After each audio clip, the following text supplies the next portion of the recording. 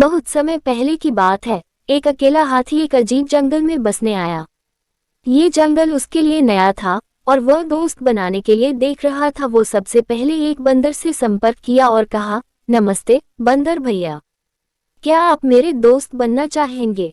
बंदर ने कहा, तुम मेरी तरह झूल नहीं सकते क्योंकि तुम बहुत बड़े हो, इसलिए मैं तुम्हारा दोस्त नहीं बन सकता। इसके बाद हाथी एक खरगोश के पास गया और वही सवाल पूछा।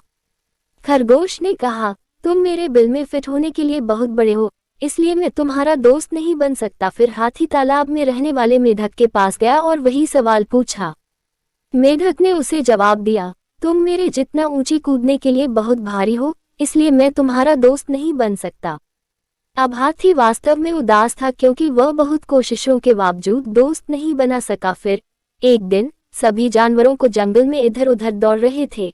ये देखकर हाथी ने दौड़ रहे एक भालू से पूछा कि इस उपद्रव के पीछे का कारण क्या है। भालू ने कहा, जंगल का शेर शिकार पर निकला है, वे खुद को उससे बचाने के लिए भाग रहे हैं। ऐसे में हाथी शेर के पास गया और कहा कि कृपया इन निर्दोष लोगों को चोट न पहुंचाओ, कृपया उन्हें अकेला छोड़ दे। शेर ने उसका मजाक उड़ाया और हाथी को एक तरफ चले जाने को कहा।